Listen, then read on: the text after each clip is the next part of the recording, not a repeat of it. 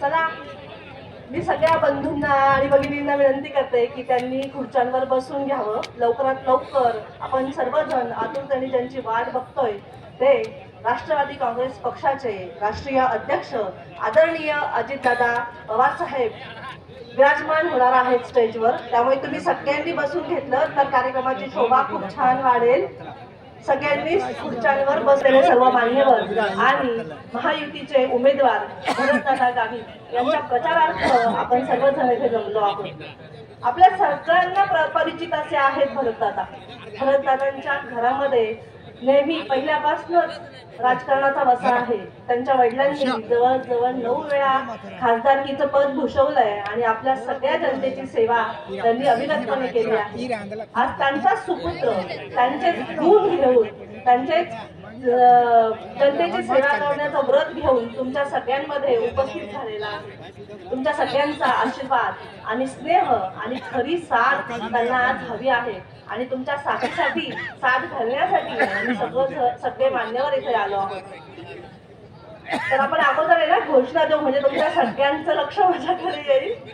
राष्ट्रवादी काँग्रेस पक्षाचा माझ्यापेक्षा मोठा आवाज झाला पाहिजे तुमचा. मी एकटी आणि तुम्ही एवढे सगळेजण आहे. आवाज कसा पाहिजे?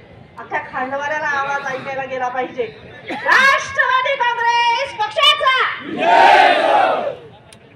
भरत दादा आगे बढ़ो, हम तुम्हारे साथ हैं. भरत दादा आगे बढ़ो, हम तुम्हारे साथ हैं. थँक्यू. मायबाप जनतानो, प्रत्येक 5 वर्षांनी संधी देत असतो. आपण समोरच्याला संधी देत असताना आपल्याला वाटतं की आपल्या भागाचा विकास होईल, आपल्या पण काही कामं असतील छोटी मोठी तर ती कामं होतील या आशेने आपण उमेदवाराला निवडून देत असतो. पण बऱ्याचदा आपली आशा ही निष्फळ ठरते.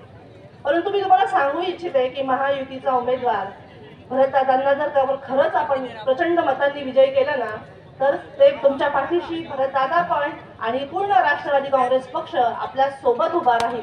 आपल्या प्रत्येक कामात छोटं असू दे मोठं असू दे तुमच्या प्रत्येक संकटात तुमच्या सुखदुःखात आम्ही सगळेजण आपले सहभागी असणार आहोत.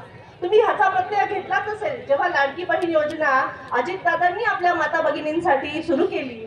अजितदादांना वाटलं की माझी माय भगिनी ही सक्षम झाली पाहिजे, तिचं घर चालवण्यासाठी ती आर्थिकदृष्ट्या सक्षम झाली पाहिजे आणि आपल्या महिलांना सक्षम करण्यासाठी अजितदादांनी 10व्यांदा अर्थसंकल्प मांडला आणि त्या 10व्यांदा अर्थसंकल्पामध्ये भरीव अशी तरतूद महिलांच्या सक्षमीकरणाची आहे.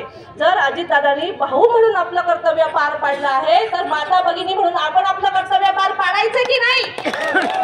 माता भगिनींनी आता भावानी त्याचं कर्तव्य केलंय ना तर आपण आता आज अजितदादांना वचन द्यायचंय की दादा तुम्ही तर आम्हाला लाडकी बहीण योजना म्हणून भाऊबीज म्हणून अगोदरच 1500 रुपये दिले तर आता मतदानाच्या स्वरूपात आम्ही त्याची परतफेड करणार आहोत की नाही? भरतदादांना देणार ना मतदान?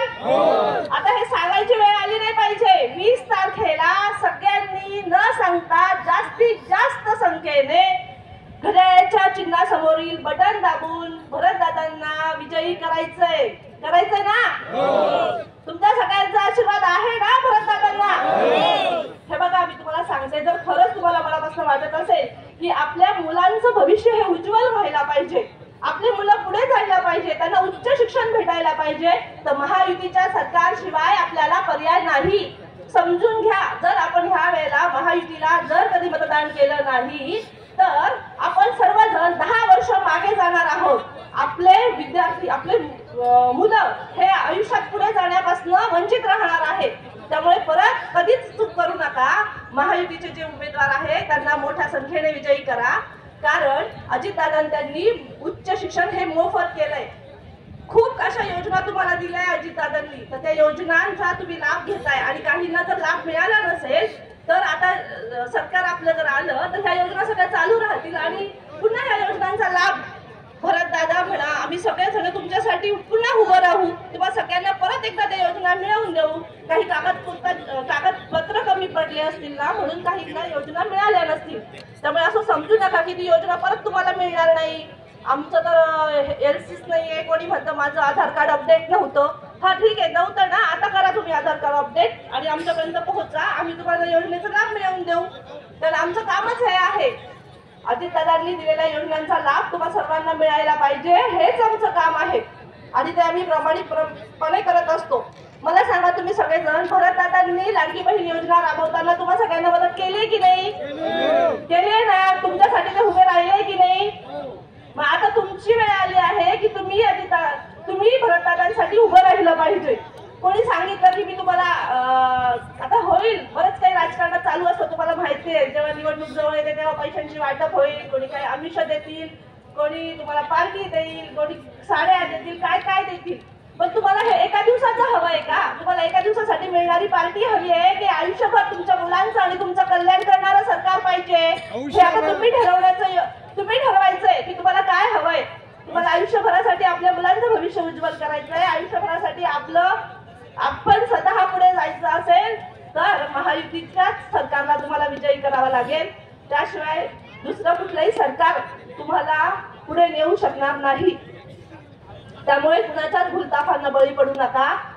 तुम्ही सर्वजण सुज्ञ आहात, सदैव तुम्ही फिरत असतात, तुम्ही बघत असतात की कोण आपला आहे, कोण परका आहे, जो आपल्या मातीतला आहे, जो आपल्यात मिसळणारा आहे, ज्यांनी सदैव आपली सेवा केली आहे. अशा माणसाला जर आपण निवडून आणलं तर तो नेहमीच आपल्या पाठीशी भक्कमपणे उभा राहतो.